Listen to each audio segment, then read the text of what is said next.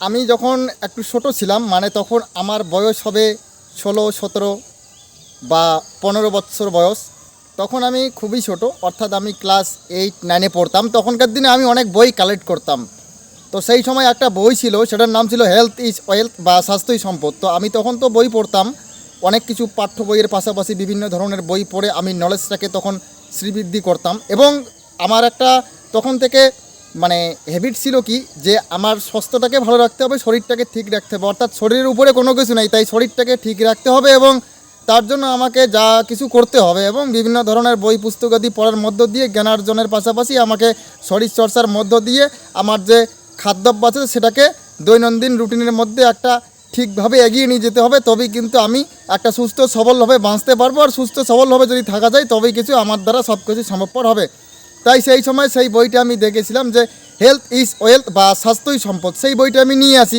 এবং তারপরে আমি আরও একটা দেখতে পারি বই, সেটার নাম হলো নিজের স্বাস্থ্য নিজের হাতে বা আয়ু বৃদ্ধির সহজ উপায়।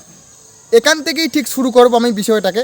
নিজের স্বাস্থ্য নিজের হাতে ঠিক যেরকম থাকে, এরকমভাবেই আপনারা মনে রাখবেন যে আপনাদের নিজের সফলতা নিজের হাতে বা নিজের ভাগ্য নিজের হাতে, এটা মনে রাখতে হবে। আমরা যদি বলি যে না আমাদের অদৃষ্টের এটা দোষ বা আমাদের কপালে নেই বা আমাদের দ্বারাই হবে না, একটা ভাগ্যে থাকতে লাগে, একটা পূর্বজন্মের স্বীকৃতি, এগুলো কোনো কথা হয় না। এগুলো হচ্ছে কি একটা পৌরাণিক কথা। আর মনে রাখবেন যে রটনা একটা ঘটনা মাত্র। যদিও একটা কথা আছে, যাহা রটে খানিকটা বটে, আবার আরও একটা কথা আছে, রটনা একটা ঘটনা মাত্র। তাই মনে রাখবেন যে এই সমস্ত উড়ো কথায় কান দিতে হবে না। আর উড়ো কথা শুনে চিলে কান নিয়ে গেল, চিলের পিছনে কখনো দৌড়তে হয় না।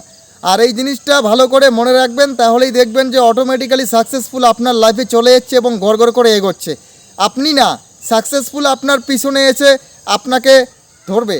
আপনাকে ধরতে হবে না সাকসেসফুলকে। মনে রাখবেন যে আপনারা যদি একটা ছোট গরুর বাছুরকে যদি ধরার জন্য দৌড়ন, তাহলে কিন্তু সে আপনাকে ধরা দেবে না, সে কিন্তু দৌড়তেই থাকবে সারাটা দিন।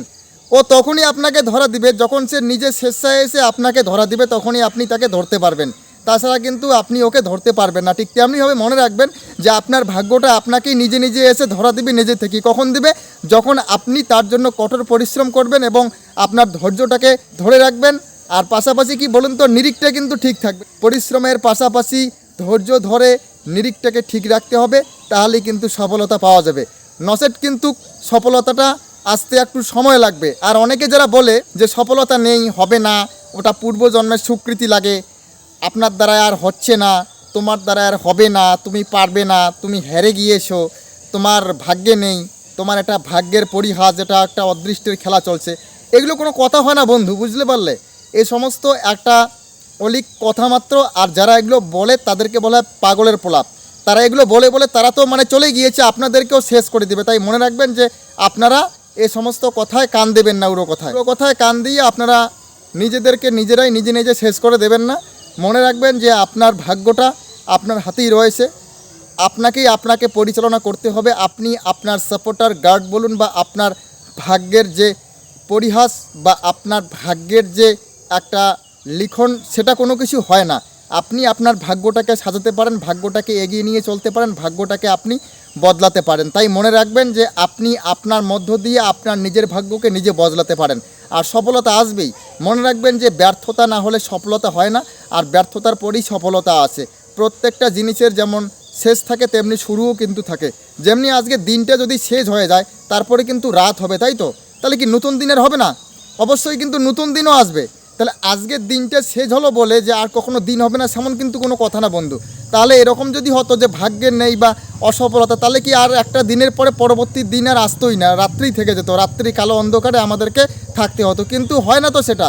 দিনের পরে রাত হয়, আবার তাহলে কি হয়, রাত ফুরিয়ে ভোর হওয়ার পরে একটা দিন আসে, আবার পরিষ্কার হবে। ঠিক তেমনিভাবে মনে রাখবেন যে অসফলতা আসে, কিন্তু অসফলতার পরে আপনার জন্য আবার একটা সফলতা আসবে। ধন্যবাদ। আপনাদের সাথে আমি বিক্রমাদিত্য বর্মন, সফলতার ইতিহাস চ্যানেলে এতক্ষণ থেকে রয়েছি।